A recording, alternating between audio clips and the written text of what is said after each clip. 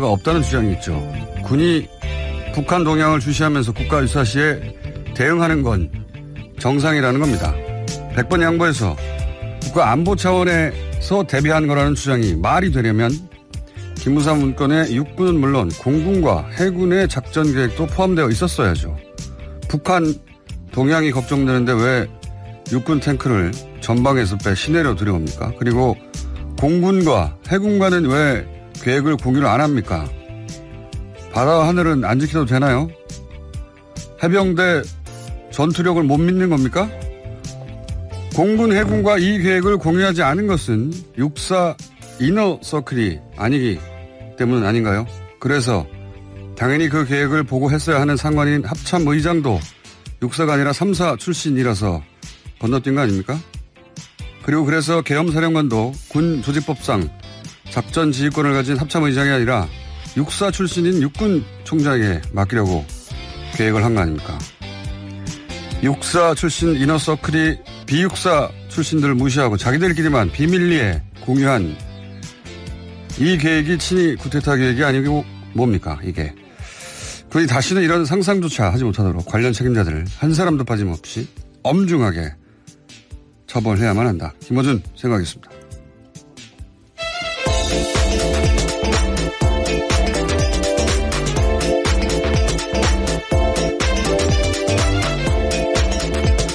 시사인의 김은지입니다. 네, 제가 다른 뉴스 전에 방금 전에 끝났기 때문에 월드컵 준결승에서 잉글랜드를 크로아티아가 3경기 연속 연장 끝에 이 기록도 아마 최초일 거예요. 3경기 연속으로 연장을 한 끝에 연장 후반에 역전해가지고 사상 최초로 결승에 진출했습니다. 대단한 경기였기 때문에 직접 보시라고 제가 나중에 말씀드리고요.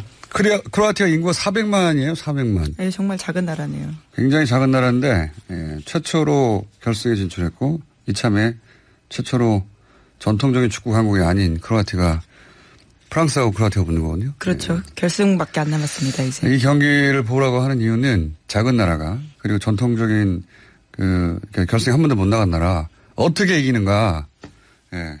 축구의 묘미를 한 번에 느낄 수 있는 대단한 경기였습니다. 자, 첫 번째 뉴스는요. 네, 국군 기무사령부 관련된 소식 계속해서 전해드리고 있는데요. 그만큼 문건이 계속 나오고 있기 때문입니다.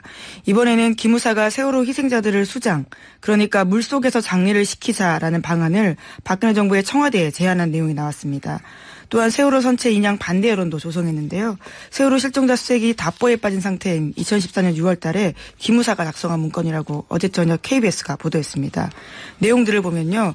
세월호 선체가 인양되면 정부에 대한 비난이 올라갈 것을 우려하고 있는데요. 정부가 발표한 탑승자와 인양 후 실제 탑승자 수가 다를 수 있다. 또 침몰 이후 희생자가 상당 기간 생존했다라는 흔적이 발견될 수 있기 때문에 인양을 하지 말자라는 식의 이야기들이 쓰여 있습니다. 이 기무사 관련해서 문건이 이제 앞으로 더 나올 것 같다는 얘기를 그 기무사 관련 첩보들 하면서 알려드리면서 했는데 계속 나오고 있습니다. 계속. 그중에 네, 세월호 관련해서는 장례까지 치르지 말자라는 이야기가 나오고 있는 건데요. 그러니까 지금 계엄령 관련도 굉장히 충격적인 뉴스인데 세월호 관련도 계속해서 보다 더 충격적인 내용이 나와요. 이게 침몰 이후 희생자가 오랜 기간 생존했다는 흔적이 있을 수도 있다. 자기들도 그렇게 생각한 거죠. 네. 그러면서 그것에 대한 정부 책임을 지지 않을 방법을 강구하고 있는 겁니다. 그것도 기무사가요. 그래서 세월호를 인양 안 하려고 한 거죠. 네. 그러니까 기억을 되돌려 보시면 세월호 인양이 얼마나 어려운지 기술적으로 얼마나 어려운지 몇 년을 끌었죠. 예, 물속 상황이 어떻다느니 하지만 정권 교체되자마자 올라왔잖아요. 그러니까 이거는 인양이 어려웠던 게 아니고 인양 안 한 겁니다. 인양 안 한 건데 그 이유가 여기 써 있는 거죠. 만약에 사고 직후에 인양을 했다. 그러면은 거기에 예를 들어서 지금 기무사가 문건으로 남긴 것처럼 희생자가 상당 기간 생존했을 수 있고 그런 흔적이 나오면 큰일 나는 거죠, 자기들이. 근데 여기서 말이 안 되는 건 왜 자기들이 큰일 납니까? 사람들이 그 당시에 왜 침몰했는지 구조에 대한 책임을 누가 져야 되는지 계속해서 묻고 있었는데요. 오히려 다른 것들만 다 골몰하고 있었던 겁니다. 그건 청와대가 걱정할 수는 있지만요. 군의 방첩기관이 왜 그걸 자기들이 고민하고 있어요. 그래서 그 해법으로 한마디로 말해서 인양하지 말자는 거 아닙니까? 인양을 제가 보기에는 정권 교체가 안 됐으면 안 했을 것 같아요.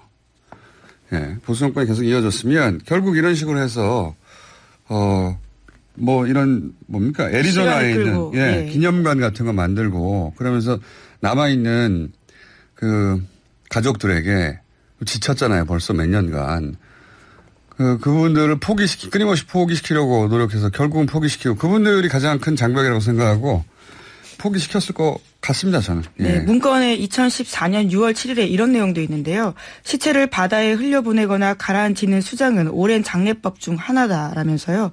시체를 가라앉히는 방법을 제안하고 있습니다. 그러니까 인양하지 않겠고 그리고 시신도 건지지 않겠다라는 식의 이야기를 하고 있는 거죠. 그러니까 저는 뭐 인양을 안 할 생각이었던 것 같아요. 예, 인양을 어떻게든 안 하려고 했고 질질 끌었고 오로지 정권이 바뀌어서 인양됐다라고 봐도 무방한 문건의 내용이고요. 네, 실제로 관련된 내용들 앞서서도 나온 바가 있는데요. 김영한 비망록에 소위 김기춘 비서실장이 시신 인양했을 경우에 정부 책임과 부담이 있을 수 있다라는 식의 메모가 있습니다. 하지만 당시에도 김기춘 실장은 그 반대라고 설명하면서요. 자신은 절대 그렇게 지시한 바가 없다라는 주장을 했었거든요. 하지만 이것들을 다 뒷받침하는 문건들이 나온 겁니다. 그러면서 내세웠던 게 이제 비용도 그다음에 기간도 길고 기타 등 사회적 비용 뭐 계속 얘기했는데 이 똑같은 논리를 조중동도 계속 설파했고 이 똑같은 논리를 종편도 말했고 새누리당 의원들도 똑같은 논리를 내세웁니다. 네. 그런 내용들 수많이 이야기했었는데요. 소위 세금 도둑이라는 식의 이야기를 하면서 관련된 이상한 이야기들을 퍼뜨렸었고요. 특히나 진주만 공습으로 침몰했던 미해군 전함 애리조나호 기념관 관련해서는요. 김진태 의원도 트위터에다가 쓰기도 했었습니다. 똑같은 내용을 썼죠. 근데 이 똑같은 내용이 원래 기무사의 문건으로 작성된 거였다. 그러니까 수장시키고 애리조나호 기념관처럼 거기 기념관 만들어서 해결하자. 인양하지 않을 핑계를 댄 거죠. 그런 거죠. 예. 이 똑같은 논리를, 당시 새누리당 현역 의원이 그 얘까지 똑같이, 애리조나호 똑같이 들었다는 얘기는, 커넥션이 있다는 얘기겠죠. 이게 무슨 꿈속에서 문구가 똑같이 떠왔을 리도 없고, 그러니까 조중동이든 종편이든 그 어버이연합이나 엄마보다 똑같은 얘기했거든요. 뭐 예를 들면 일베도 똑같은 논리들로 게시물이 만들어졌고, 커넥션들도 이참에 확실히 밝혀져야 되고 이 모든 걸 근데 기무사가 만들었다 문건을 이게 네, 기무사는 군 방첩과 국군 보안 업무를 맡고 있는 곳입니다. 국내 정치와는 아무런 상관이 없는데요. 이러한 것들을 제안했습니다. 뿐만 아니라요. 박근혜 정부 시절에 기무사가 또 세월호 참사 관련해서 대통령 이미지 제고 방안까지 제안했는데요. 눈물 흘리라고 한 거 아닙니까? 한마디로. 네, 실제로 그런 내용들이 나오고요. 닷새 후에 박근혜 전 대통령이 당시에 울면서 담화를 했습니다. 운 게 아니고요. 그 담화 당시를 자세히 보시면 눈물이 안 나니까 눈을 깜빡거리지 않아요. 실제 분석을 저희가 해봤거든요. 여기서 저희라면 접니다. 분석을. 아니, 왜 눈을 안 깜빡거리지? 예. 초당 몇 회 평균적으로 깜빡거리는데 눈을 안 깜빡거려요. 오랫동안. 그 끝에, 예. 눈물이 아니라. 눈에서 물이 나는 거죠. 네. 아파가지고. 그런 연출도 예를 들어서 청와대에서 비서실에서 위기 국면을 탈출하기 위해서 그런 조언을 했다. 뭐 그럴 수 있다고 봅니다. 그걸 왜 기무사에서 이런 문건을 만들어요? 네, 굉장히 상세한 내용들인데요. 대통령의 사과와 위로에도 불구하고 지지율이 하락했다면서 대국민 담화에서 감성적인 모습을 보여줄 필요 있다라고도 하고요. 또 생존자 가운데 고아가 된 5살짜리 어린이에게 장학금을 지원하면 여성 대통령으로서 모성의 이미지를 제고할 거다라는 식의 제안도 하고 있습니다. 그러니까 군인이 왜 있습니까? 나라를 지키라고 있는 거지. 박근혜에게 충성하러 있는 게 아니에요. 그러고 싶으면 옷 벗고 청와대 비서실에 들어가든가요. 군인이라고 이제 앉아가지고 이런 일을 하고 있었던 겁니다. 기무사에서. 황당무계하고. 네, 문건으로 다 나오는 내용들이고요. 또 뿐만 아니라 기무사가 세월호 관련된 보고를 한 것은 2014년 4월부터 10월까지만 해도 150차례가 넘는다라고 합니다. 그 외에도 되게 많습니다. 이제 MBC 보도였던가요? 어제 촛불 집회 때 시민들 사이에서 군인들이 2인 1조로 투입돼서 몰래 네. 촬영해서 그 영상을 몰래 채증할 수 있다고 칩시다. 네, 그것도 군인이 방위사령부가 했다는 건 황당한 얘기를 합니다. 그거를 군인이 했다는 건 황당한데 채증을 했다고 칩시다. 어떤 특별한 목적에 의해서. 근데 이게 채증만 우리가 흔히 하듯이 카메라 들고 채증을 한 게 아니라 이걸 실시간 전송, 중계를 한 거예요. 그렇죠. 그걸로 군 수뇌부가 모여있는 회의실에 전송이 됐고요. 회의가 이뤄졌다라고 이게 간첩 잡느라고 개발했다고 하는데 그게 실제 시민들을 간첩 취급을 한 겁니다. 예. 간첩 잡으라고 만든 장비를 가지고 촛불 집회 때 군인을 2인 1조로 넣어서 그 쭉 상황을 보고 그러니까 이 계엄 문건하고도 연결되는 거 언제 어떤 식으로 들어갈 것인가. 이런 사람들이 기무사에 앉아서 예, 박근혜 정부의 군을 담당했다라고 하는 건데요. 어제 그 말씀하신 촛불 집회에 나왔던 사람들도요. 대북전단 살포 단체나 기순 북한 병사들을 밀착 감시하는 역할을 하는 사람이라고 합니다. 간첩 잡는 사람들인데 예, 일반 시민들을 그렇게 간첩 취급을 한 것이 그래서 종북이라는 표현을 문건에 쓴 거죠. 예, 촛불을 든 사람들을 종북이라고 표현했던 거고 이게 과거 성공 모델이 있어 그래요. 생각해보면 박정희, 전두환 다 정보장교 출신입니다. 자기들이. 그 보안사령관이었죠. 전두환. 보안사령관이 지금으로 치면 기무사령관이 촛불 집회 보고 있다가 계엄령 선포하고 자기가 체육관 세워가지고 정권을 잡은 거죠. 대통령이라고 자기가 선언해 버린 거예요. 자기가 대통령이라고.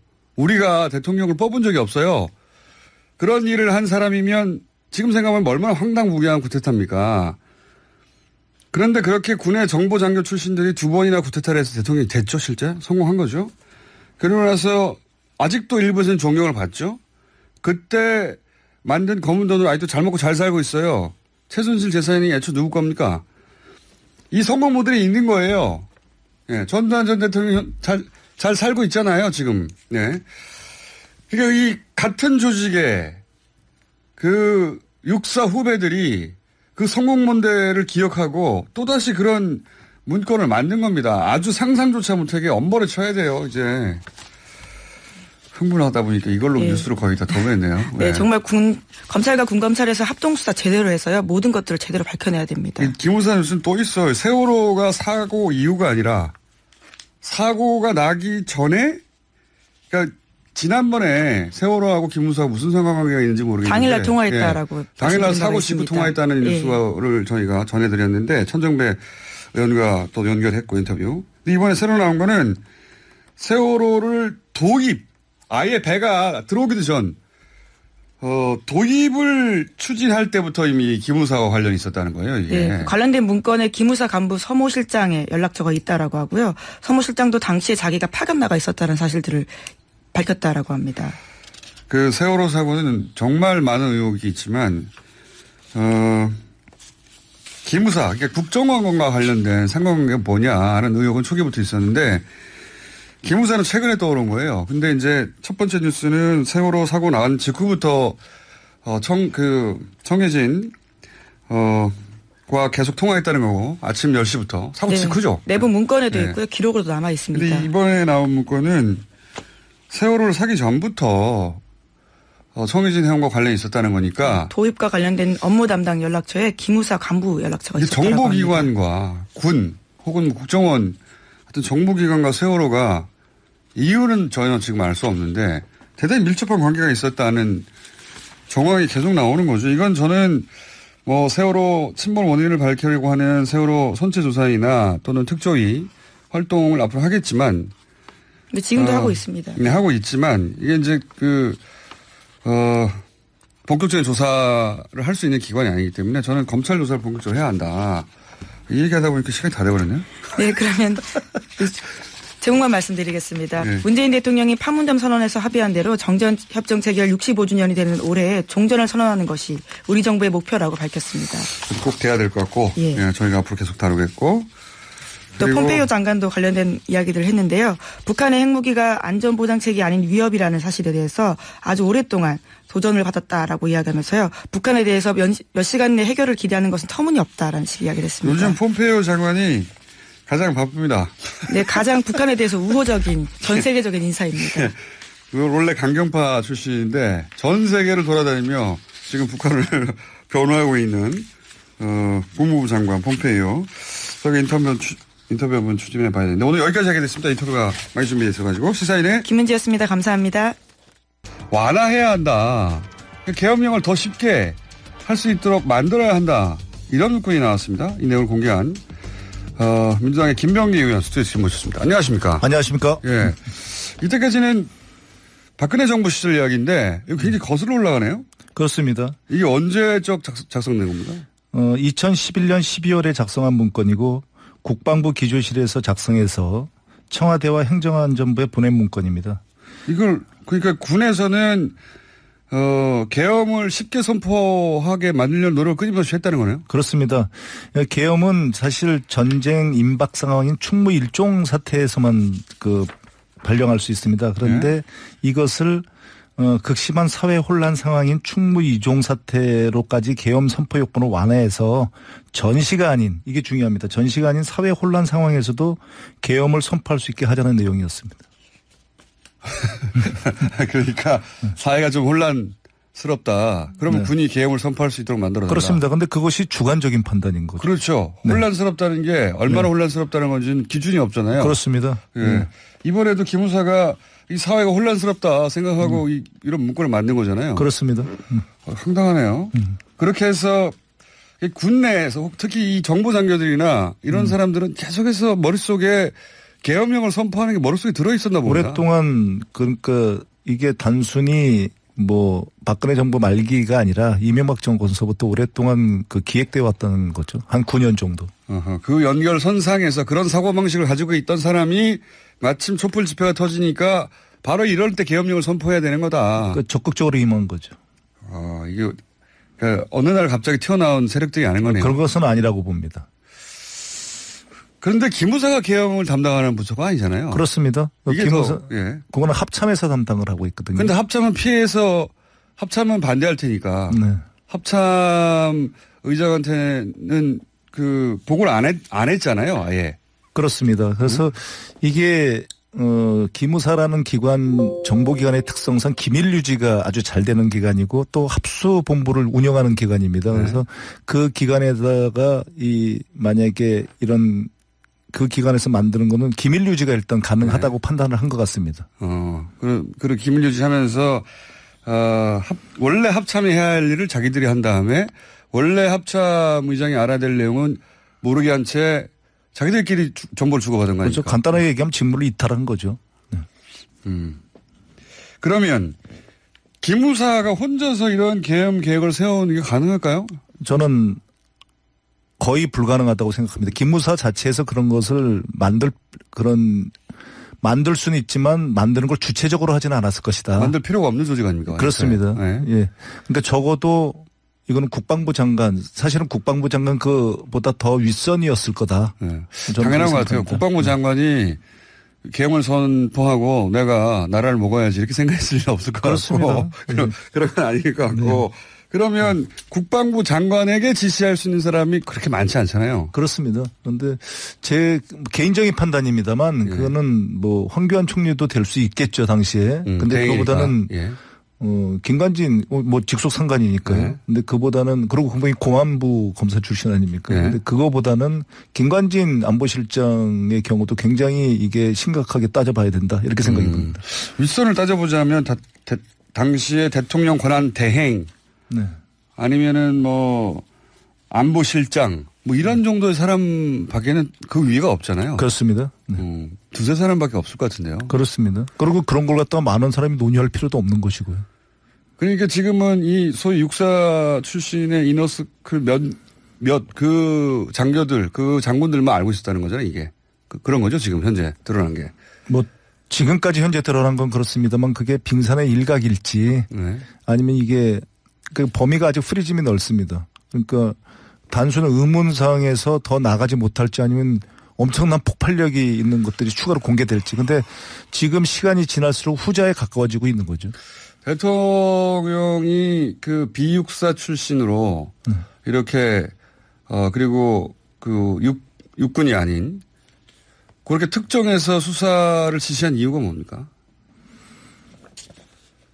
한마디로 국민들에게 명명백백하게 밝히겠다는 강한 의지가 보이지만 그거 이외에도 사실 신뢰 문제가 있습니다. 과연 지금 지시한 그런 분들이 아니면 특히 육군 중심으로 만약에 짜진다면 이거를 밝힐 수 있겠냐. 그리고 그 밝힌 사실에 대해서 국민들이 믿을 수 있겠냐. 요즘이 관점이었다고 봅니다. 선후배 사이들이고 다. 그렇습니다. 단순히 군의 선후배가 아니라 같은 대학교 출신과 마찬가지잖아요. 유일한 대학교, 육사 출신. 예. 그리고 이 업무를 할 수 있는, 담당해서 조사할 수 있는 사람들의 그 병과가 제한되거든요. 정보병과를 알아야 되니까 정보병과 법적인 이런 걸 다루는 병과 이외에는 못 하는데 그런 병과에 있는 분들은 결국 어떤 식으로든지 여기에 연결돼 있다고 봐야 되겠죠. 더 좁으니까. 예, 그렇습니다. 결국 아는 사람들끼리 받을 수 있으니까. 그래서 타군이 그래도 맞는 것이 제일 그 객관성에 가까워진다고 볼 수 있겠습니다. 그래서 그러면 해군 공군으로 구성되는 겁니까? 주로 지금 공군이 단장으로 돼 있는데 네. 뭐 해군 공군이 주가 되겠죠. 그리고 국방부 장관에게 보고하지 마라. 그렇습니다. 그럼 국방부 장관한테 보고를 하면은 독립된 게 수사기관이 아니죠. 자, 여기에 그 김무사가 또 했던 일들을 보면 그 이 세월호 관련해서도 엄청나게 깊이 관여를 했고 그리고 결국은 김무사의 문건대로 대부분 진행이 됐어요 보니까. 그렇습니다. 예. 그래서 사람들이 이제 세월호 관련 처리 문제에 더더욱 이제 분노하고 있는데 이 김무사를 해체하라니 이게 이제 일반인들 입장에서는 도대체 어떻게 해야 되나 이렇게까지 일이 됐는데 뭐 김무사를 해체해버려라고 말을 하지만 군의 그 정보기관도 필요하긴 필요하지 않습니까? 그렇습니다. 이 국정원 개혁에 대단히 관심이 많은 분으로서 정보위의 간사로서 기무사를 개혁한다면 어떻게 해야 되는 겁니까 도대체? 대전제가 기무사 개혁은 국정원 개혁 수순보다 더 강도 높게 진행돼야 되는 것은 뭐 두말할 필요가 없을 것 같습니다. 그런데 말씀하셨다시피 이 기무사는 국정원보다 오히려 더 해당 업무를 군내에서 다른 기관이 담당하기가 어렵습니다. 국정원 업무는 경찰이나 뭐 이렇게 검찰로 분산을 할 수가 있는데 그렇죠. 그런 무리가 있기 때문에 특수조직이니까 군은요. 저는 이렇게 봅니다. 두 가지로 보는데 일단 기무사가 담당하는 고유 업무 네. 그러니까 보안과 방첩 업무에 대해서는 이걸 축소할 수는 있어도 현재의 기무사 이름이 어떻게 됐든 기무사에서 담당하는 것이 맞다고 보여집니다. 다만 지금 기무사에서 실질적인 힘을 가진 직무 범위를 일탈한 업무가 있습니다. 대표적인 것이 지금 기밀 업무죠. 지금과 같은 예를 들면 민간인 사찰하기도 하고 민간인 사찰하기도 하고 한번 만들어 봐라 그러면 계엄령 문건도 만들어낼 수 있고 이런 기밀 업무는 기밀 정책 업무는 별도의 기관의 크기에 상관없이 별도의 기관을 만들어야 된다. 그래서 그 기관을 국방부 장관이 직접 통제를 해야 된다. 기무사도 마찬가지입니다. 직접 통제를 하고 문제는 두 가지입니다. 이 국정원을 지금 상시 통제하고 있지만 기무사는 그렇지 않아 왔거든요. 정보위에서. 그러니까 정보위에서. 정보위에서조차 기무사는 상시 통제를 안 했어요? 그렇습니다. 기무사에 특별한 그런 것이 없다고 판단을 해서 군기관이고 그래서 판단을 해서 그 국정감사 정도 그 이후에 한 번 정도 이렇게 했지 현안 문제마다 그 정보위를 열어서 이렇게. 국회 정보위조차 기무사는 건들지 않았군요. 건들지 않은 게 아니라 그러니까 특별하게 국정원처럼 그렇게 세밀하게 지금은 국정원도 세밀하게 하진 못했지만 국정원보다도 더 소홀히 달았다. 그에 대한 반성을 분명히 정보위에서도 해야 됩니다. 그래서 정보위에서 통제를 해야 된다. 그리고 정보위 통제 이외에 여기에 대한 그 감사기구를 독립된 감사기구 그래서 국방부 장관이 직접 지시하는 감사기구 같은 게 필요하겠다. 모르고 법률 같은 거는 좀 더 전문가인 박주민 의원이 지금 입안 중입니다만 그런 것도 통제가 필요하겠다 이렇게 생각이 듭니다. 그럼 법률적인 부분은 저희가 박주민 의원하고도 얘기를 해보고요.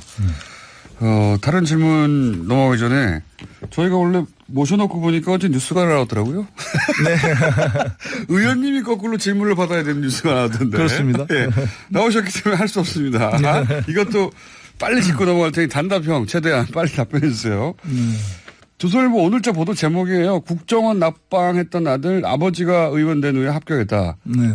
그러니까 의원님 자녀가 아버지 백으로 원래 실력이 안 되는데 국정원에 합격했다 이런 뉘앙스입니다. 제목은. 그렇죠? 만약에 그랬다면 범죄 행위니까 그 검찰에서 조사해가지고 처벌받아야죠.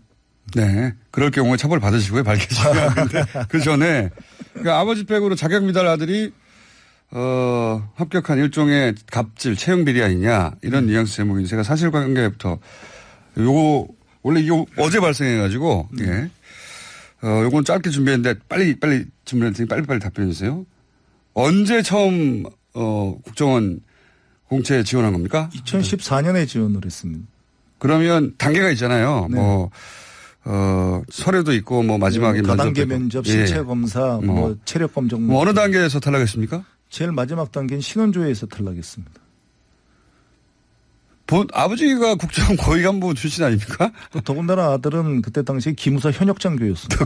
하필 기무사의 그 말만한 기무사. 예, 그러니까 정보장교였군요, 아들님도. 네. 그러면 기무사 장교 출신이고 아버지도 국정원 인사 책임자였는데 네. 신원조회에 걸렸어요? 마지막에? 그렇습니다. 그런데 제가 조금 빨리 말씀을 드리면 네. 어제 그 최초 보도한 신문 보도 제목을 보면 내 아들 국정원 채용 탈락 이유 대라 뭐 대충 이런 겁니다. 그러면서 네, 갑질을 했다는 건데 거죠. 네. 제가 저 아들의 탈락 이유를 그때 이미 알고 있었습니다.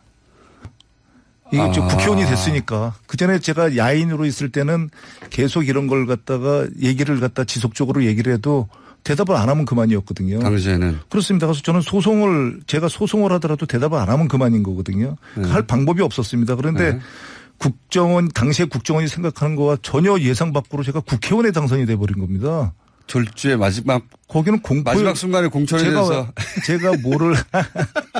공천도 마지막 순간이 돼서. 그렇죠. 안 될 줄 알았는데 돼버렸죠. 그렇죠. 예.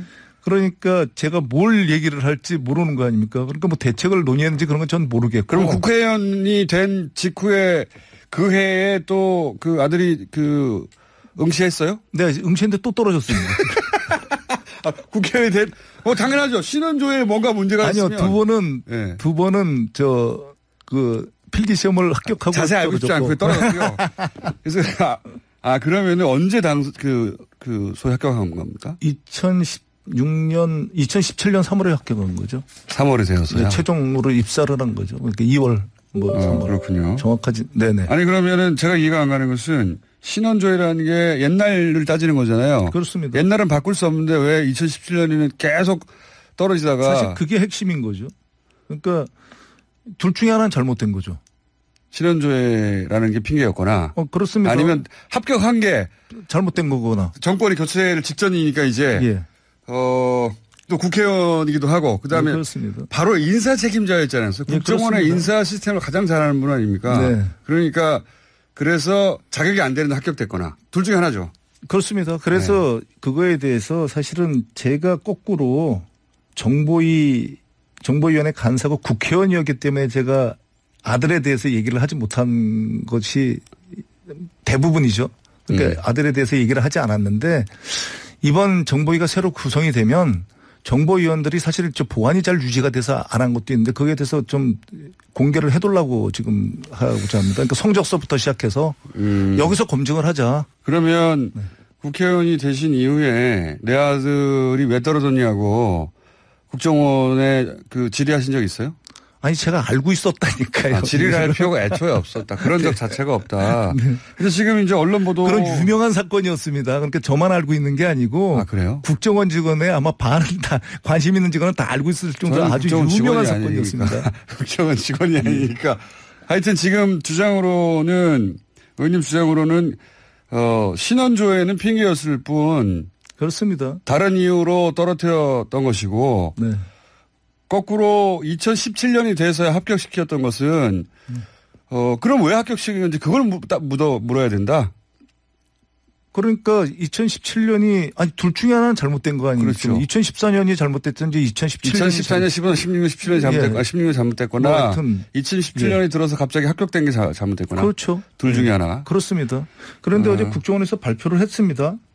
2017년 채용에서 특히 하나 편의 적용이 전혀 없었다. 이렇게 밝혔거든요. 그렇다면 사실은 국정원에서 발표를 다 못하는 것들이 있겠죠. 그게 뭡니까?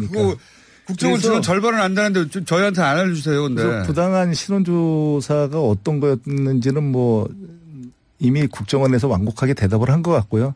다만 이걸 국정원에서 못하고 죄도 못하는 걸 갖다가 적폐 세력들이 알고 있습니다. 못하는 걸. 그래서 교묘하게 이용하는 거죠. 국정원 업무 자체가 보안이거든요. 그 현직 직원에 대한 특히 신원 보안이 아주 중요하거든요.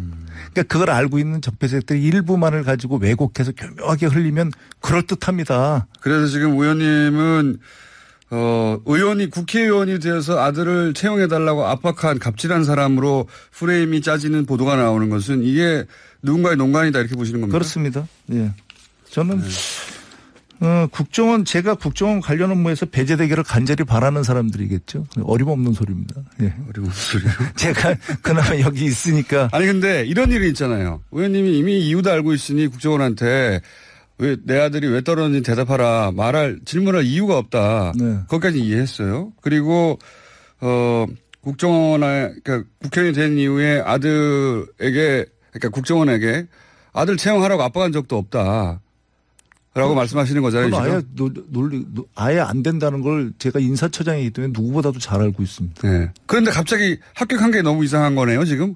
그렇죠. 그러니까 시험을 계속 본 거죠, 아들이. 그러면 지금 아버지는 아들이 왜 갑자기 합격했는지를 밝혀내야 되는 거 아닙니까, 지금? 그렇게 이상한 그게 돼가지고. 그렇게 돼 있는 거네요, 그래서 지금? 정보위에서 이거는 이게 어쨌든 이런 게 됐으면 저는 이걸 갖다 클리어해야 된다고 생각합니다. 이때까지는 안 했는데 정보위가 구성이 되면 정보위원들이 최소한의 보완 의식은 있으니까 정보위원회에서 제 아들의 입사 과정 네. 뭐 탈락은 뭐 국정원이 곤란하면 얘기 안 해도 됩니다. 근데 17년도에 적어도 입사 과정은 성적이 어떠했고 몇 명이 시험 받고 성적이 어떠했는데 몇 등으로 합격을 했고 예를 들면 신원조회에서는 어떤 문제가 됐었는데 이걸 했다. 그런 걸 갖다 적어도 이게 비극이죠. 이게 아들이 왜 합격했는지를 밝혀라 이거 아닙니까? 그러니까 거꾸로 불합격을 왜 했는지가 아니라 그럼 합격했는지. 이제 아이러니예요. 예, 이게 부당한 압력이 있었는지, 예. 그러니까 부당한 압력이 있을 정도의 성적이었는지, 예. 그렇지 않습니까? 예. 아들을 왜 합격시켰는지 그러니까 간단하게 밝혀라. 얘기하면 성적이 나빴는데 합격이 됐든지, 아니면 신원조회가 문제가 있는데 합격이 됐든지, 이러면 범죄 행위잖아요. 예. 이게 있었는지만 얘기를 하면 됩니다. 과거에 그 과정에서 과거에는 왜 떨어졌는지가 나오겠죠. 또. 그렇습니다.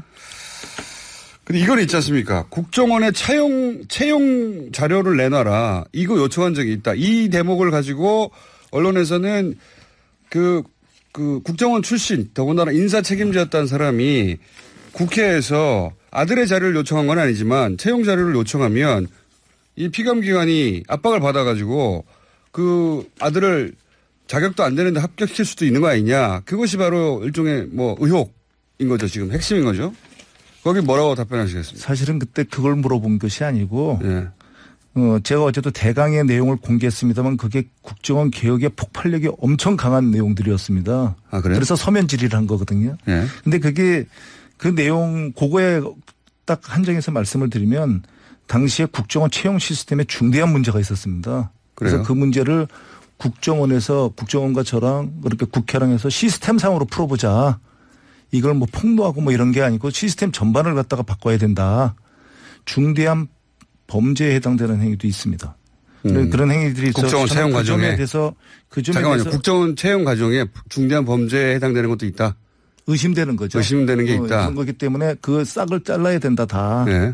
왜냐하면 그 농단하고 이런 것들이 있을 수 있다. 네. 충분히 그러니까 사람에 의해서 농단되는 상황이 있을 수 있다. 그래서 그 점에 대해서 전 지적을 한 것이고 그 시스템 전반에 대해서 얘기한 거지 그게 아들에 대한 건 전혀 없습니다. 그러니까 지금 그러니까 제가 인사 전문가인데 뭐 잘하진 못했지만 그 인사 시스템에 문제가 있다고 잘렸죠 국정원에서. 그렇죠. 아는데 그걸 안 하면 그게 오히려 직무유기 아닌가요? 아무 질문도 하지 말아야죠.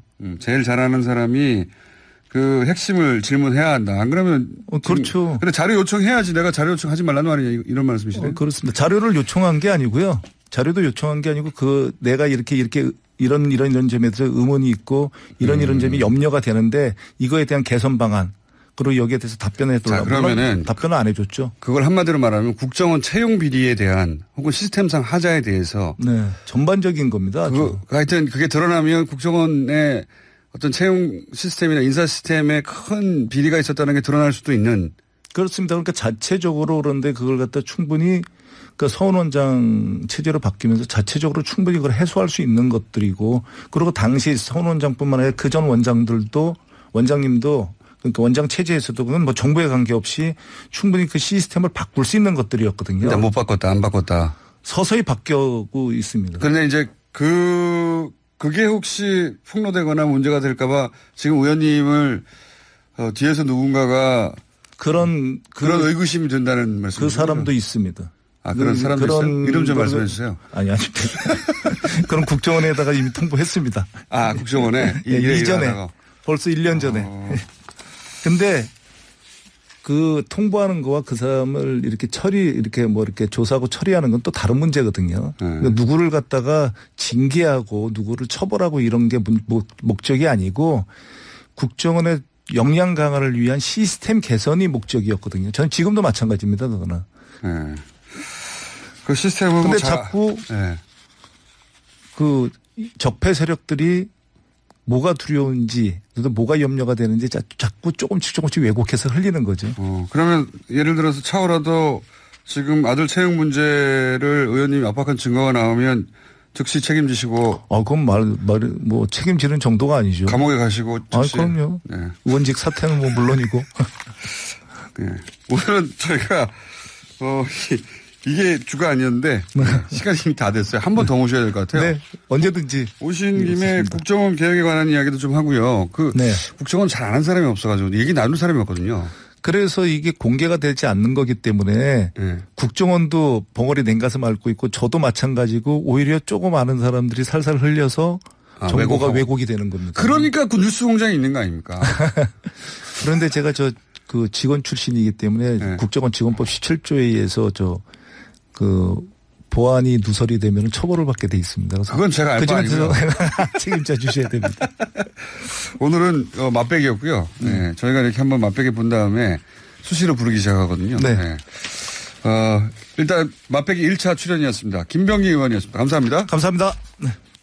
박소연의 좌우로 정렬 2588 대리운전 협찬 서울 토피스 제공 7시 47분 교통정보입니다.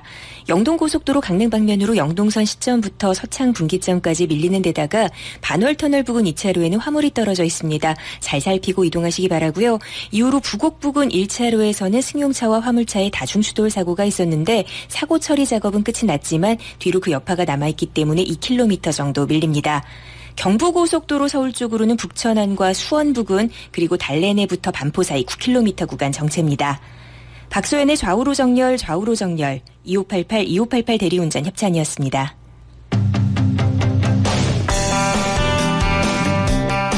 자, 대한민국 정부 수립 이후로 헌법을 파기한 사람들, 이런 사람들의 목록을 작성하고 그걸 책으로 발간하고 하는 작업, 성공회대 한원구 교수님이 하시는데 오늘 그래서 반헌법 행위자 열전, 그걸 열전 편찬위원회가 1차 결과를 발표한다고 하는데 이 사업을 주도하고 계신 한원구 교수님 나와 계십니다. 안녕하십니까? 네, 안녕하십니까? 며칠 전에 한번 예고 드렸는데 이게 그러니까 이 사람 헌법 파괴했어. 역사학자들 부를 때 헌법 파괴자야. 명단을 뽑는 거죠.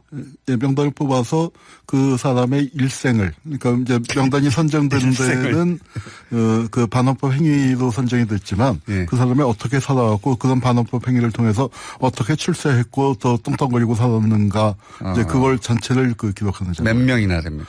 전부 405명을 선정해서 준비 중에 있는데 오늘 115명을 발표합니다. 115명.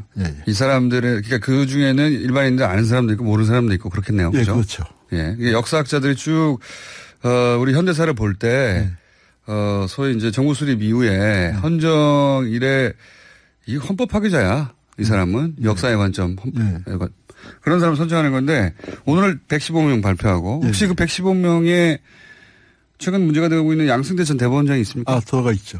당연히 들어가 있죠. 저희는 양승태 대법원장을 지금 사법농단, 이 국정농단 사태가 벌어지기 이전에. 언제 그럼? 2017년 2월 달에 이미 선정을 했습니다. 왜 그러니까 지금 최근에 문제되기 전이네요? 최근에 문제 때문에 격이 한참 높아졌죠. 그때 선정했는데. 우선순위가 확 올라가군요. 그렇습니다. 그때도 상당히 높은 우수한 성적으로 커트라인을 통과했는데요. 저희가 조사하다 깜짝 놀랐습니다. 왜냐하면은 저희가 일단 긴급 조치 사건은 너무 많았기 때문에 아예 선정 대상에서 집어넣지를 않았고요. 긴급 조치는 그때 너무 많이 했기 때문에 사람들이 판사들이. 긴급 조치까지 넣으면은 웬만한 판사들 다 들어가고 또 이제 다른 영역에서도 그 수준으로 그러니까 하면은 지금 몇천 명이 될 거기 때문에 책으로 엮어야 되니까 몇천 명을 할 수 없으니까. 저희가 300명 목표를 했는데 나쁜 사람이 워낙 많아서 400명이 됐는데요. 양승태는 판사들 중에서 조작 간첩 사건을 6건이나 한 사람이 없어요. 아, 최고 신기록입니까? 아마 그렇습니다. 그래서 저희도 그걸 이렇게 하다가 이제 조사하다가 이제 합산을 하는 과정에서 양승태 보고서 깜짝 놀랐죠. 현직 대법원장이 이럴 줄도 몰랐습니다. 아, 그때는 현직 대법원장 일대 이미 저희가 발표했고, 예, 그러고 그다음에 긴급조치 사건을 조사해 보니까 긴급조치는 12건이나 돼요. 그러니까 이번에 양승태 대법원에서 영장 없이 체포하는. 예, 그런데 그거 긴급조치 다 뒤집고 그러지 않았습니까? 그런데 이제 그런 일들이 또 과거사 배상금도 또 돈을 물어내라 이제 그렇게. 과거사 배상금 받았는데 양승태 대법원장이 도로 토해내는 판결. 그렇죠. 예, 그런 것들이 박근혜 정부에게만 잘 보이기 위한 것만이 아니라 평생 그래왔습니다. 자기 자신의 잘못된 판결을 뒤엎는 작업이기도 했던 것이죠. 이렇게 박근혜 정부 하에서 뒤집은 거지만 알고 보면 누이 좋고 나도 좋고 본인이 과거에 간첩 사건을 6건이나 했었고 긴급조치 사건을 그렇게 많이 했었기 때문에 본인의 과거를 정당화하기 위해서 그 배상금을 다시 토해내라고 만든 거다. 그런데 또 재밌는 게요. 재밌다는 표현은 이상합니다만, 간첩 사건 4건이, 그 중에 이제 초임 판사 시절에 한 4건이 제일동포 간첩 사건인데요. 그게 다 김기춘 작가님. 김기춘하고는 그런데 어떤 관계냐면은 고등학교, 대학교 선배입니다.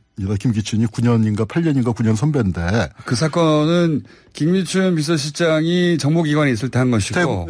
중앙정보부에서 해서 법원으로 보낸 걸 이제 땅땅땅 판결을 내려준 그런 특수관계였습니다. 선배가 공작을 해가지고 후배가 있는 데다가 토스해주면 후배가 간첩을 최종적으로 간첩 맞다고 도장 찍어준 거네요. 그러니까 양승태 같은 사람이 정말 역설적인 게 뭐냐면은 이 민주화의 수혜자가 돼버렸어요. 과거 청산 없이 민주화가 이루어지다 보니까 이제 사법부가 독재 정권에서 풀려났더니 그 전에 독재 정권에 부역해서 출세하던 사람들이 사법부의 최고 엘리트라고 해서 그 다음에 승승장구를 해서 대법원장까지 간 겁니다. 마치 해방된 이후에 친위했던 사람이 미 군정에서 그대로 경찰의 고위 간부가 된 것처럼 독재 시절에 부역했던 판사들을 처벌하지 않으니까 고스란히 승진했으니까 높은 자리에 올라가 있으니까. 사실은 그런 판사들이 양승태만이 아니라 여럿 있는데 그 양승태가 그들의 수장이었고 그렇군요. 그들의 이해관계를 대변해서 사법 엘리트주의의 화신이라고 불리지 않습니까? 그런 역사가 있군요. 이게 그러니까 우리가 뭐냐면은 과거 청산 없이 민주화를 해놓으니까 일반 시민들에게 민주화의 덕이 가기보다는 오히려 관료들한테 이런 독재 정권에 부역했던 관료들, 그다음에 독재 정권에 협력했던 언론들, 독재 정권에 협력했던 재벌들 이런 쪽이 훨씬 더 좋아졌습니다. 양승태 전 대법원장이 그런 과거를 가지고 있다는 걸 역사학자들도 이번에 모아봤더니 나왔는데 일반인들 알 리가 없죠. 제가 이런 쪽에 대해서는 제일 밝은 편임에도 불구하고 이 사건을 한두 건 유명한 사건은 알았지만 이걸 이렇게 모아놓고서 저도 깜짝 놀랐습니다. 신기록 보이던지는 모르셨군요. 예. 아하. 그렇게 지난 역사에서 이 사람은 실수를 했거나 그게 아니고 헌법을 의도적으로 파괴하는데 유린하는데 기여한 특별한 사람들이다라는 명단을 만들어서 책으로 편찬하시는 거죠? 예. 그래서 양승태 말고도 저희 새로 발굴한 사람들 예컨대 이승만 시절에 최고로 국정농단하고 인의장막을 쳤던 박찬일 같은 사람 전혀 안 알려졌었는데 이번에 발굴했고요.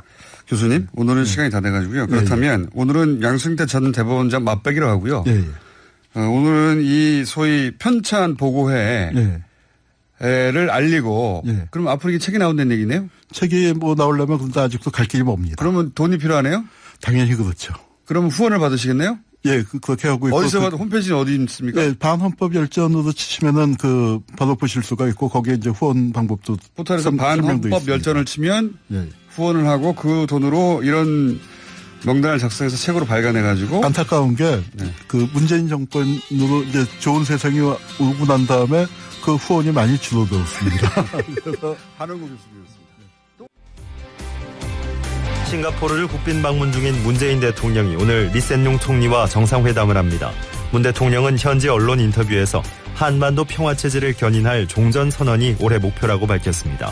박근혜 정부 국정원 특수활동비 상납에 관여한 혐의를 받는 문고리 3인방의 1심 선고가 오늘 내려집니다. 피파 랭킹 22위 크로아티아가 잉글랜드를 꺾고 러시아 월드컵 결승전에 올랐습니다. 오늘 오전 전국 대부분 지역에 폭염특보가 내려지는 등 무덥겠습니다. 이상 이 시간 주요 뉴스입니다. 한국 정상으로 15년 만에 싱가포르를 국빈 방문한 문재인 대통령이 오늘부터 공식 일정에 나섭니다. 문 대통령은 3박 4일간의 인도 국빈 방문을 마치고 어제 오후 싱가포르에 도착했습니다. 문 대통령은 오전에 공식 환영식에 참석한 뒤 할리마 야콥 싱가포르 대통령을 면담하고 리센룽 총리를 만나 한 싱가포르 정상회담을 합니다. 특히 싱가포르는 6.12 북미 정상회담이 개최된 장소였던 만큼 문 대통령이 정상회담에서 한반도 평화와 관련해 어떤 메시지를 내놓을지 주목됩니다. 문 대통령은 앞서 싱가포르 더 스트레이트 타임즈와의 인터뷰에서 판문점 선언 때 합의한 것처럼 정전협정 체결 65주년이 되는 올해 종전을 선언하는 것이 우리 정부의 목표라고 말했습니다. 문 대통령은 그 시기와 형식 등에 대해선 북미 등과 긴밀히 협의해 나갈 것이며 현재 남북과 북미 간 추가적인 협의를 지속하고 있다고 설명했습니다. 이는 북미 정상회담 이후 가시적인 성과가 좀처럼 드러나지 않는 상황에서 문 대통령이 비핵화와 체제 보장을 추진하기 위해 종전선언의 중요성을 다시 한번 강조한 것으로 볼 수 있습니다. 북한과 미국이 오늘 오전 판문점 공동경비구역 내 군사정전위원회 소회의실에서 유해 송환 방식과 일정 등을 협의할 예정이라고 복수의 외교 소식통이 밝혔습니다. 오늘 실무회담에서 미군 유해 송환 일정과 방식에 대한 합의가 도출되면 미군 유해가 군사 분계선을 넘어와 오산 공군기지로 이송될 것으로 보입니다. 앞서 마이크 폼페이오 미 국무장관은 지난 6일 방북 때 북한 김영철 통일전선부 장과 만나 오늘 판문점에서 유해 송환을 위한 실무회담을 열기로 합의했습니다. 뉴욕 증시에서 주요 지수는 미국과 중국의 무역전쟁 격화 여파로 하락 마감했습니다. 뉴욕 증권거래소에서 다우존스 산업평균지수는 전날보다 219포인트 0.88% 하락한 24,700의 거래를 마쳤습니다. S&P 500지수는 19포인트 0.71% 내린 2774에 기술주 중심의 나스닥 지수는 42포인트 0.55% 오른 7716의 장을 마감했습니다. 미중 간 무역전쟁이 본격화된 가운데 도널드 트럼프 대통령의 관세 폭탄에 제동을 거는 내용의 동의안이 미국 상원에서 통과됐습니다. 미 상원은 에너지 수도 예산 법률안에 대한 부속 동의안을 표결에 붙여 찬성 88표, 반대 11표로 가결 처리했습니다. 동의안은 대통령이 무역확장법 232조를 근거로 수입품에 고율 관세 부과를 결정하는 데 있어 의회가 역할을 해야 한다는 내용을 담았습니다. 법률안과 달리 구속력이 없는 일종의 의견서여서 실질적인 효과는 없지만 트럼프 대통령의 보호무역 정책에 대한 상원 의원들의 반대 의사가 분명히 드러난 것이어서 주목됩니다.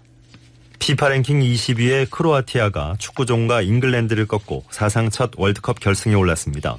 크로아티아는 오늘 새벽 모스크바 루즈니키 스타디움에서 열린 2018 러시아 월드컵 잉글랜드와의 준결승에서 연장 후반 마리오 만주키치 선수의 역전골이 터지면서 2대1로 극적인 승리를 거뒀습니다. 크로아티아는 경기 시작 5분 만에 잉글랜드에 프리킥 선제골을 내줬지만 후반 중반 이반 페리시치 선수의 동점골에 이어 연장 후반 역전골까지 터뜨리는 뒤심을 발휘했습니다. 특히 크로아티아는 16강전 이후 3경기 연속 연장전까지 치르는 혈전을 벌이면서도 좋은 경기력으로 세계 축구 팬들을 감동시켰습니다. 이로써 크로아티아는 20년 전 월드컵 4강전에서 2대1의 역전패를 안겼던 프랑스와 우리 시각으로 오는 15일 자정 루즈니키 스타디움에서 대망의 결승전을 치르게 됩니다. 국방부가 군 수뇌부와 민간 자문위원들이 참석하는 군인복무정책심의위원회를 열고 최근 불거진 국군기무사령부의 계엄령 검토 문건과 군 장성의 부하여군 성폭행 사건 등에 관한 대책을 논의합니다. 국방부 당국자는 오늘 군인복무정책심의위를 열고 국내 성폭력 방지 대책과 기무사의 계엄령 검토 문건 등에 대한 대응책을 논의한다며 이 회의는 정례적인 회의인데 이번에 민간 자문위원들의 요청으로 긴급히 열리게 됐다고 설명했습니다. 회의에는 송영무 국방부 장관과 정경두 합참의장, 육해 공군 참모총장, 해병대 사령관 등 군수뇌부와 민간 자문위원 6명이 참석할 예정입니다. 국방부는 문재인 대통령의 지시로 차려질 기무사의 계엄령 검토 문건과 세월호 유족 사찰 의혹을 수사할 특별수사단 단장에 전익수 공군본부 법무실장을 임명하고 수사단 인선에 착수했습니다. 박근혜 정부 때 국가정보원의 특수활동비를 상납받는 데 관여한 혐의로 기소된 이른바 문고리 3인방에 대한 1심 선고가 오늘 내려집니다. 서울중앙지방법원은 오늘 오후 2시 특정범죄가중처벌법상 뇌물수수 등의 혐의로 기소된 이재만, 안봉근, 정호성 전 비서관의 선고 공판을 진행합니다. 검찰은 지난 5월에 열린 결심 공판에서 이 전 비서관과 안 전 비서관에게 각각 징역 5년과 벌금 18억 원을, 정 전 비서관에게는 징역 4년과 벌금 2억 원을 구형했습니다. 집에 설치된 미세먼지 환기 장치를 제대로 활용하지 못하는 가구가 많은 것으로 나타났습니다. 서울시는 지난달 환기장치가 설치된 공동주택을 대상으로 현장 점검을 한 결과 환기장치를 사용하고 있는 가구가 20%도 채 되지 않았다고 밝혔습니다. 이에 서울시는 환기장치의 운전 요령과 필터 관리, 전기료 발생 등의 내용을 담은 환기장치 사용과 관리 요령을 각 공동주택 관리사무소에 안내하고 서울시 공동주택 통합정보마당 홈페이지와 자치구별 홈페이지에 게시하기로 했습니다. 또 미세먼지 농도가 나쁨 수준일 경우 관리사무소에서 사용할 수 있는 표준 안내 매트를 함께 게시하고 환기장치의 필터 교체에 관리사무소가 적극 협조할 수 있도록 권고했습니다. 내일부터 오는 16일까지 달과 지구의 거리가 가까워지는 이른바 슈퍼문 현상으로 남해안과 서해안 저지대 침수 피해가 우려됩니다. 해양수산부 국립해양조사원은 여름철에 기압이 낮고 수온이 높아 평균 해수면 자체가 높다며 이같이 밝혔습니다. 특히 제8호 태풍 마리아가 중국에 상륙할 것으로 예상되면서 해수 범람이 일어날 가능성도 있습니다. 국립해양조사원은 밤에 물이 가장 높게 차오르기 때문에 야간 바다 활동에 각별히 주의해 줄 것을 당부했습니다. 태국 동굴에 최장 17일간 갇혔던 유소년 축구팀 선수와 코치 등 13명을 전원 구조하는 작업을 지휘한 압박권 육공계 태국 해군 네이비실 사령관이 우리는 영웅이 아니다라며 공을 다른 이들에게 돌렸습니다. 압박권 사령관은 언론 브리핑에서 구조 임무가 성공할 수 있었던 것은 모두의 협력 덕분이라며 이같이 밝혔습니다. 이어 이번 임무는 네이비실이 훈련했던 것이라며 해군은 사람을 포기하지 않는다는 좌우명이 있다고 덧붙였습니다. 태국 동굴의 기적 구조작전에 미국, 영국, 호주, 중국, 일본, 미얀마, 라오스가 공식적으로 구조대를 파견했으며 덴마크, 독일, 벨기에, 캐나다, 우크라이나, 핀란드에서는 자원봉사자들이 왔습니다. 오늘은 전국 대부분 지역의 낮 기온이 33도 이상으로 오르면서 매우 덥겠습니다. 낮 최고 기온은 서울 32도, 대전과 대구 35도 등으로 전국이 28도에서 35도의 분포를 보이겠습니다. 오전 11시를 기해 전국 대부분 지역에는 폭염특보가 발효될 예정입니다. 기상청은 열대야가 나타나는 곳도 있겠다며 건강관리에 유의해달라고 당부했습니다. 오늘 서울에는 오전까지 빗방울이 떨어지는 곳이 있겠고 경기 북부 내륙과 강원 영서 등에는 오후까지 소나기가 오는 곳이 있겠습니다. 서울의 지금 기온은 26.3도, 습도는 84%입니다. 8시 종합뉴스를 마칩니다. 뉴스 편집 김선한, 기술 안효환, 아나운서 황원찬, 송정이었습니다. 12단 나오셨습니다. 민주평화당 박지원 의원, 안녕하십니까? 안녕합니다. 요즘 12단의 실력을 발휘할 만한 이렇게 큰 사건이 별로 없어가지고, 그죠? 고민입니다. 지금 사실 11.5단으로 떨어졌어요. 특별히 사건이 없어가지고. 그냥 9단으로 떨어져도 좋은데요. 네. 사실 우물가에 가서 숭늉 찾는 거예요. 오늘이 싱가포르 북미 정상회담 딱 한 달입니다. 한 달밖에 안 지났나요? 그렇죠. 반년은 지난 것 같아요. 그런데 한 달 만에 모든 것을 해내라. 네. 특히 북한의 비핵화 해내라. 이건 좀 무리한가? 12단으로 다시 올라갑니다. 네. 그래서 이번에 콕 와닿습니다. 트럼프 대통령하고 폼페이오 장관이 나토에 가서 예. 북한 비핵화 당장이 될 일은 아니다. 이게 몇 시간 만에 될 일이냐. 수시간간. 그렇죠. 예. 될 일은 아니다. 멀고 험난한 길이다. 이거예요. 그거 맞죠. 예.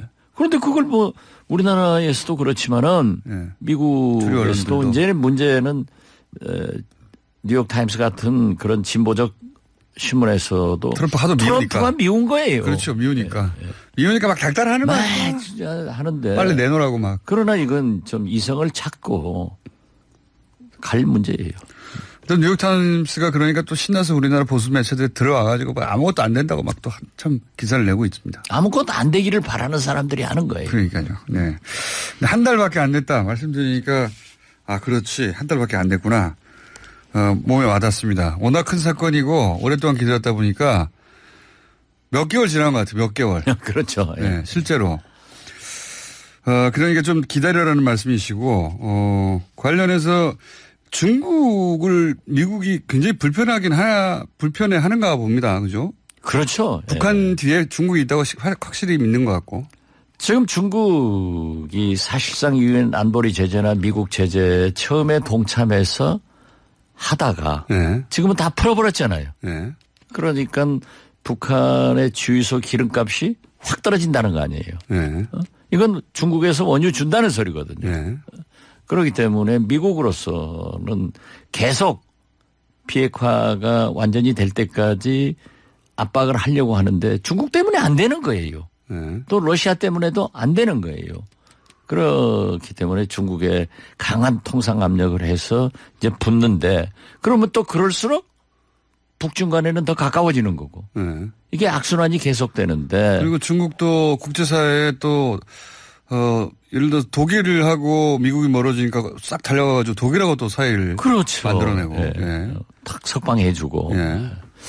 아무튼 국제 정세가 한반도를 중심으로 참 요동치고 있는데 우리 문재인 대통령께서 중심을 잘 잡으셔야 돼요. 그래서 이번에 그 종전선언 관계도 4.27 판문점 회담 때 남북 미중 하다가 중국이 결정이 늦어져서 못했다라고 하는데 다시 한번 추진하겠다. 그래서 좀 올해 안에 꼭 네, 연내하자. 네, 하자는 게 계획이고 꼭 해야 되겠죠, 실제로도. 네. 실제로 그런 모멘텀이 필요하잖아요. 그렇죠. 네. 그러니까 우리가 6.12 한 달 전 싱가포르 회담에서 4가지 합의 사항인데 첫째, 둘째는 북한에 체제 보장해 준다는 거고. 네, 관계 개선한다는 거. 예. 네. 세 번째, 네 번째는 미국이 할 일이에요. 네. 그런데 첫 번째, 두 번째는 미국이 북한에 해줄 일이고 네, 세 번째, 네 번째는 북한이 할 일인데 어떻게 됐든 좀 너무 성급하게 서둘면 안 된다 저는 그렇게 봅니다. 근데 이제 종전선언을 성공시키려면 어떻게 해야 될까요? 아무래도 미국을 좀 설득해야겠죠. 중국도 지금 변수입니다. 네. 종전선언에는. 중국은 종전선언에 참여할 거예요. 그러니까 중국이 참여하는 게 싫어서 미국이 지금 그렇죠. 망설이는 거잖아요. 네. 중국은 한 발 걸쳐 놓으려고 하는 거니까. 네. 그런데 사실 휴전협정 당사국이기 때문에 중국이 종전협정에 참여하지 않으면 그것도 또 절름발이라.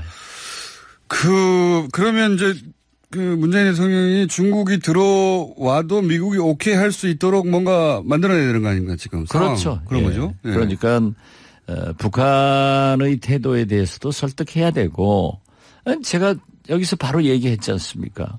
아니 폼페이오 장관 불러놓고 강도 또 김정은 위원장도 면담하지 않고 이런 것은 송두리째 북한이 미국의 자존심과 외교를 파탄나게 했단 말이에요. 여기에 대해서 미국 언론들 그러잖아요. 오직 하면은 폼페이오 장관 불러놓고 폼페이오 안 만나고 김정은 위원장이 포테이토 감자하고 만났다. 이게 이건 안 되는 거예요. 그런다고 미국도 막 가서 당장 이 비핵화 해내라. 내가 수백 번 얘기를 했지만은 트럼프 대통령은 말과 종이로 약속하지만은 김정은 위원장은 그거 믿고 어떻게 북한 핵시설 핵무기를 폐기해야 됩니까? 네. 자기들은 찢어버리면 그만이지만 여기는 큰일이에요. 네. 그러니까 북한이 움직일 만한 뭔가 미국도 선보를 들고 와야 되는데 그런 건 전혀 없이 자꾸 이제 하라고만 하니까 북한도 한번 튕긴 걸로 보여지는데 지금. 원래 미국이 좀 그런 나라 아니에요? 일방적으로. 항상 그런 나라죠. 예. 최대 강국이기 때문에 무조건 해내 하면은 듣지만은 김정은 위원장이 그렇게 들을 사람이 아닙니다. 북한이 그걸 들어오지 않았죠. 예. 그렇죠. 예. 자, 국내로 돌아와서. 너 국내로 돌아갈 필요 뭐 있어요, 지금. 그러면 반쯤 돌아와서 개성공단은 언제 다시 재개해야 됩니까? 개성공단이나 금강산 관광은 지금 현재 북미 관계가 완전히 개선돼야만이 유엔 안보리 제재, 미국의 대북 제재 거기에 포함되어 있는 거예요. 근데 그거를 선제적으로 할 수도 있다 이런 해석들도 있어요. 그건 좀 우리 정부에서 무리일 거예요. 무리하게 하면 안 된다? 그렇죠. 할 수 있다 하더라도. 예. 완전히 합의가 돼야 되고 최소한 유엔의 결의안을 우리 정부가 유엔 회원국으로서 폐기해서는 안 되죠. 그럼 이런 거는 가능하지 않을까? 이제 그러니까 유엔 안보리 제재하는 품목들을 제외한 것만 개성공단에서 먼저 상징적으로 시작하자라고 돌파구를 여기서 한번 찾아보자.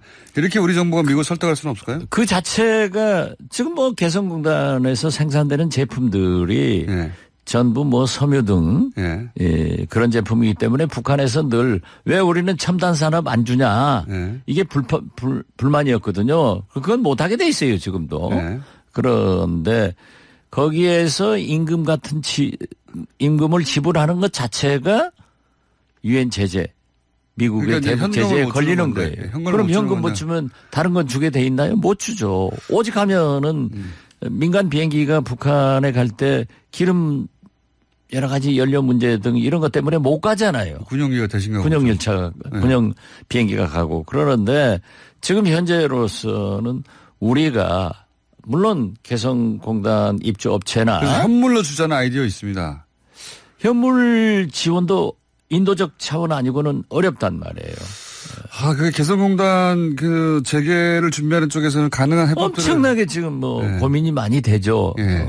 그리고 저는요 예. 이게 그 입주업체들이 정부 정책을 믿고 간 거예요. 그렇기 때문에 우리 정부에서 하루빨리 해야 되죠. 어느 정도 네. 보상을 하면서 좀 기회를 보야지 우리 자체가 대북 제재나 유엔 제재를 뛰어넘어서 어떤 조치를 하면은 그만큼 또 북미 관계 개선에 역행되기 때문에 우리가 좀 참는 수밖에 없고 정부가 보상을 좀 해줘야 된다 이런 생각 같습니다. 네, 이걸 선제적으로 하자는 움직임도 있는데 의원님은 좀 참아라 이런 그렇죠. 쪽이시고 그게 혹여라도 또 다른 갈등의 출발이 될 수도 있다. 지금 현재 되는 거죠. 예. 그러면 국내로 조금 더 들어서 기무사는 왜 그러는 겁니까? 왜 이 어떤 역사와 속성을 가진 조직이고 군인들이어서 이런 말도 안 되는 일을 한 걸까요? 원천적으로 보면은 YS가 하나의 척결을 해가지고 예. YSDJ 노무현 예. 이 15년간 군이 정치 개입을 하지 못하고 예. 있었기 때문에 국민이 다시 그게 군에 대한 정상이죠, 그리고. 명예와 예. 사랑을 가졌습니다. 그런데 그 전에 그런 구테타 세력들이 있었지만은 예.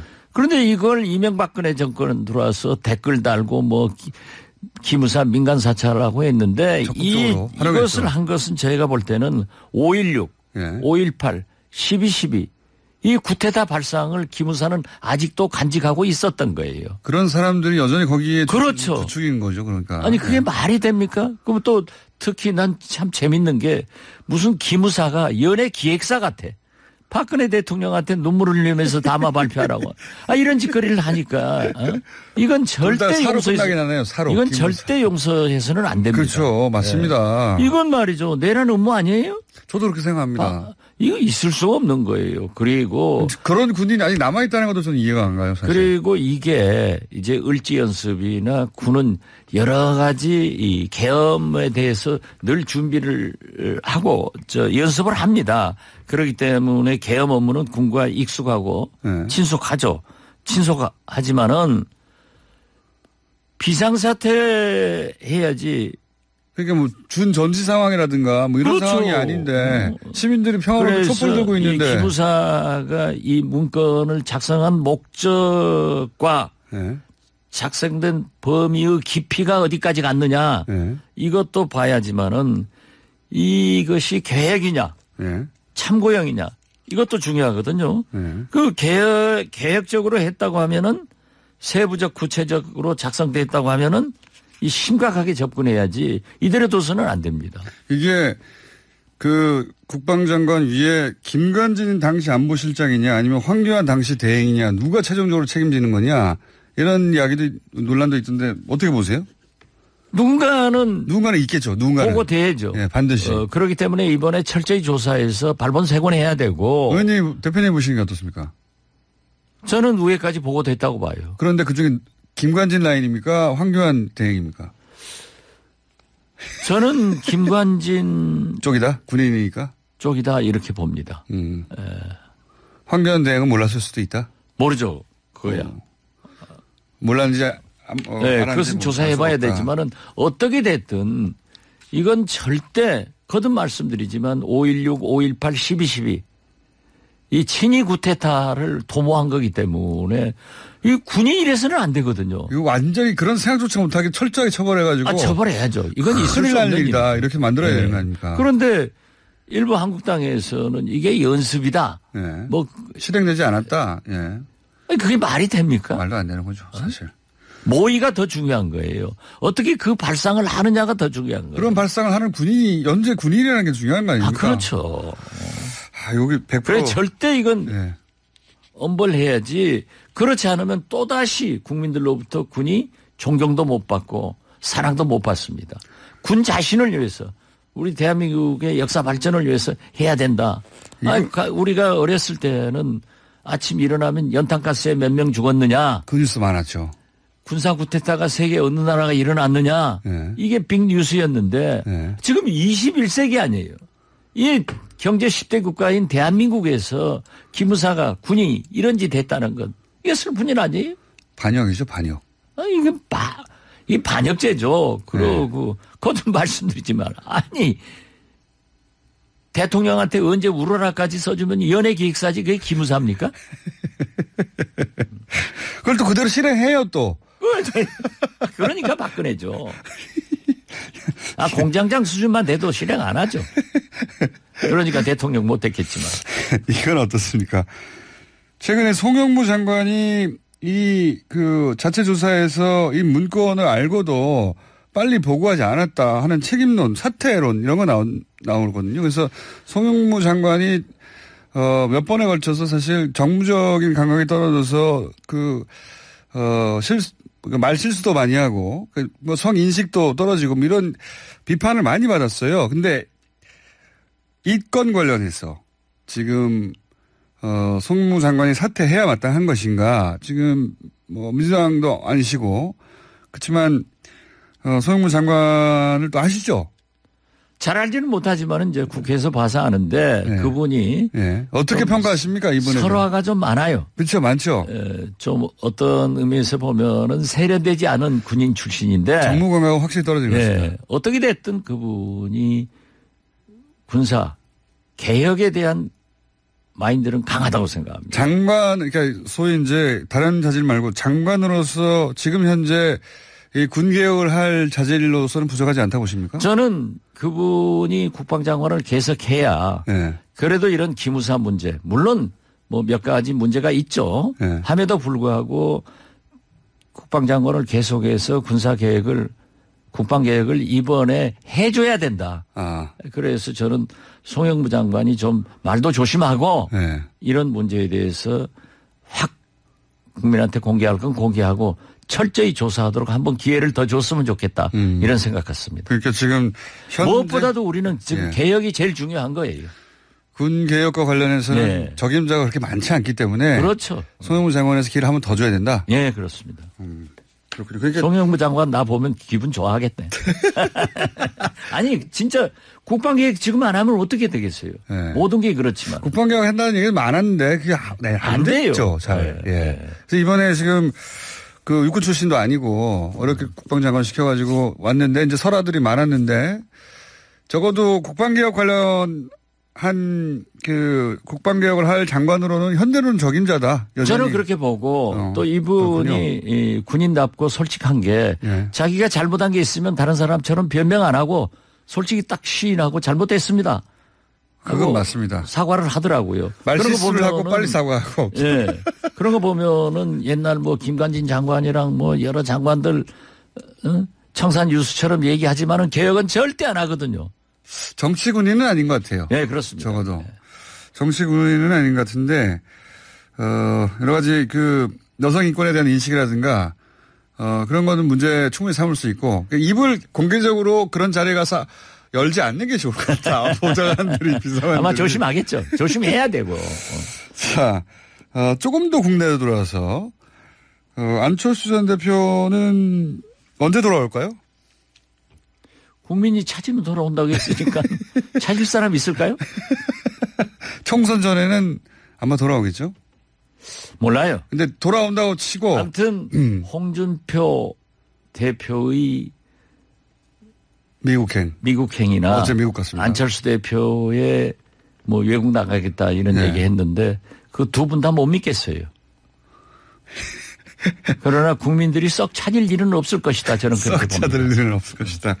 그래도 좀 일부가 찾고 본인이 스스로 역할을 내 역할은 이런 거구나라고 생각하고 등장할 수 있는데 보시기에 역할은 뭐가 남아 있습니까? 이분들에게. 사실 예. 안철수 전 대표야말로 4차 산업혁명이나 예. 인공지능 AI 등 예. 미래에 대해서는 가장 탁월한 예. 그런 실력도 있고 리더십도 있는 분이에요. 예. 그런데 지난번에 대통령 선거에 실패했을 때 오늘 같은 얘기를 했으면은 지금 국민들이 찾을 거예요. 그러니까 계산하지 말고 떠나라. 그러니까 그래서 정치권에 예. 뻐짝거리지 마라. 삐짝거리면은 안 찾아요. 잊어먹을 때는 완전히 잊어먹고 있으면 최소한 1년 이상 눈에 띄지 마라 국민들의. 1년이 될지 2년이 될지 모르죠. 국민들이 진짜로 찾을 때 다시 나가야 그렇죠. 된다. 사실 그 대선 직후부터 지금까지 안 나왔어야 되죠. 그러면 지금 네. 찾는다니까요. 그 아마 박지원 대표님이 계속 주장하셨죠. 예. 한국당 비대위원장으로 컴백했을 거예요. 그렇게는 모르겠습니다만 어쨌든 안철수 전 대표가 그래야 한다고 계속 대표님도 주장하셨죠. 그렇죠. 예. 네. 물러서 있으라고 계속 하셨는데 본인의 뜻은 그게 아니었던 것 같고 홍준표 대표도 한 2년 정도 이렇게 집권할 것처럼 얘기했는데 그 이전에 등장할 수도 있다고 보십니까? 뭐 추석 때 오겠다고 그랬잖아요. 네, 추석 때. 유승민 대표의 미래는 어떻게 보십니까? 오랜 정치 경력으로 볼 때. 저는 유승민 대표는 줄기차게 네. 보수에 대한 아주 집념을 얘기했거든요. 네. 그러니까 나름대로 평가를 받을 겁니다. 그렇지만 문제는 대구에서 네. 지금도 박근혜 세력들이 배신자라고 배신자처럼 하니까. 뭐 언행을 하니까 그게 트라우마가 굉장히 크죠. 정치적 트라우마 큰가 봐요. 그러니까 본인의 유승민 고향인데. 대표가 그때 박근혜 대통령과 한번 붙었을 때 네. 거기서 싸워가지고 차라리 수도권으로 왔었어요. 수도권으로 왔으면은 예. 최고죠. 그런데 그럴 배짱이 못 돼요, 그 양반. 아니 지금 보세요. 갑자기 또 먹이시고 높이 평가하다가. 예. 한국당의 친박 세력들은 박근혜 탄핵이 잘못됐다고 지금도 생각하는 사람들하고 어울려서는 안 돼요. 자, 그러면 자유한국당의 미래는 어떻게 되는 겁니까? 자유한국당 대체. 뭐 자유로 정해하겠죠. 제 말은 이제 비대위원장이 누구든지 오긴 올 거고 그리고 대략 한 5, 6개월 정도는 비대위 체제로 갈 것이고 그러면 그 다음에 이제 당대표를 뽑을 텐데 그죠? 이게 거듭 말씀드리지만은 우리 진보 개혁 세력들은 분열도 잘하지만 통합도 잘합니다. 네. 그런데 저 보수 세력들은 가치관이 이익이거든요. 자기가 이걸 하면 이익이냐 아니냐 이렇게 따지기 때문에 절대 분열은 안 됩니다. 지금은 이익이 뭔지 잘 눈에 안 띄어가지고 지금 이러고 있는 겁니까? 아니죠. 살아남으려고 하는 거죠. 이렇게 해야 네. 국민들의 지탄을 받더라도 이렇게 해야 내가 살아남는다. 그리고 앞으로 총선은 한 2년 후기 때문에 또 어떻게 변할 것 아니냐. 네. 이걸 기다리고 있는 거예요. 그래서 그 시간을 비대위 체제로 보내려고 하는 것 같아요. 그러고 이제 네. 박근혜 대통령의 지지 세력은 아직도 소수이지만은 그래도 무시할 수 없는 세력이 잔존하고 있지 않습니까? 네. 그러니까 그걸 보고 있는데 저는 한국당은 어떤 비대위원장이 나타나겠죠. 예. 나타나더라도 뭐 인적청산. 그거 못하겠죠, 그건. 예. 아니, 그건 뭐 현역 형식적으로 그 전에 그 유모 연세대학교 교수가 해가지고 했잖아요. 그 사람들 다 돌아왔어요. 다 돌아갔죠. 예, 그러니까 예. 그거 잘 안 돼요. 그런데 그럼 결국에 당권은 비박 쪽이 잡을 거라고 보십니까? 6개월 후에? 저는 비박 쪽이 잡아야만이 네. 그래도 국민들을 설득할 수 있지. 지금도 박근혜를 옹호하고 탄핵이 잘못됐다고 하는 그런 세력들이 잡아가지고 국민이 호응하겠어요? 근데 저는 제일 걱정이 예. 사실 문재인 대통령이 남은 1년 동안의 개혁을 성공시켜야 되는데 예. 나는 이번 원구성을 한 거 보고 예. 완전히 늪에 빠진 한국당을 구해주고 김성태 원내대표가 아주 축하를 받아야 할 정도로 성공을 했어요. 특히 법사위원장이 넘어간 것. 예. 저는 법사위원장은 그렇게 중요하다고 생각하지 않습니다. 오재찬 대표하고는 또 다른 생각이시네요. 아니 예. 중요하지만 국회 선진화법이 있기 때문에 예. 지금 법사위원장의 역할은 다 중요하죠. 다 중요한데. 그렇지만은 무엇보다도 저는 문재인 대통령의 성공을 위해서는 문재인 대통령의 정체성이 있단 말이에요. 예. 대북 정책을 지켜줄 외통위. 예. 이 부동산 정책을 지켜줄 국토위. 예. 노동 정책 지금 환노위. 얼마나 중요합니까? 예. 환노위. 그리고 복지 정책을 지켜줄 복지. 예결위까지 다 넘겨줘 버렸으면 알짜배기는 다 줘버렸으면은 어떻게 개혁을 하겠어요? 국정 운영의 동력이 걱정된다 이런 말씀이시네요. 저는 굉장히 걱정됩니다. 그래서 이제야 청와대에서 뭐 어제 아쉬운 이게 잘못됐다 하는데 나는 청와대에서 그것도 몰랐고 민주당 주도부가 뭘 했는지 저는 몇 번 얘기했어요. 이렇게 하지 마라.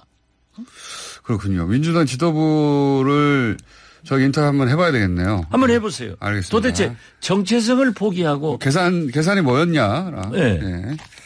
근데 대표님 오랜 의정 활동하신 대표님 보기에 이렇게 해가지고 이게 되나 이거 걱정하시는 거잖아요. 지금 제일 문제가 문재인 대통령이 개혁을 발목을 잡고 있는 게 국회 아니에요. 네. 국회 선진화법 때문이에요. 그렇기 때문에 법사위원장 중요하지만은 국회 선진화법이 존재하는 한 그 별로 그렇습니다. 네. 그렇지만은 최소한도 네. 가치관과 정체성을 지킬 이런 중요한 특히 외통위, 환노위, 국토위, 복지 이걸 포기한다고 하면은 문재인 대통령이 어떻게 한 발이라도 나갈 수 있겠어요. 나는 대통령을 생각하는 사람이 박지원밖에 없다 이렇게 봅니다. 안 그래요? 그런 걸로 하고 오늘은 여기까지. 아니 그런 거 하면 안 되지. 알겠습니다. 아니 갑자기 말씀하시니까. 저는 이런 얘기했다가요. 갑자기 뭐 우리 당에 돌아갔어도 또 어떤 사람들이 너 무슨 한 자리 하려고 그러냐 하지만은 제가 한 자리 할 게 뭐 있어요? 있잖아요, 아니 그런데 평양. 진짜 저는 이런 식으로 걱정돼서 하신 말씀이시죠? 이건 보통 문제가 아닙니다. 알겠습니다. 그 대표님 지적. 괜히 평양 대사로 가시려는 거 아니에요? 그걸 잘 보이려고 지금 이러는 거예요. 오늘 여기까지 하시고요. 저희가 여당 지도부한테 물어보겠습니다. 네. 다음 주에는 또 12단의 실력을 또 발휘해 주십시오. 예. 예. 새로운 아이템으로 미국 어떻게 되는지 좀 정보 좀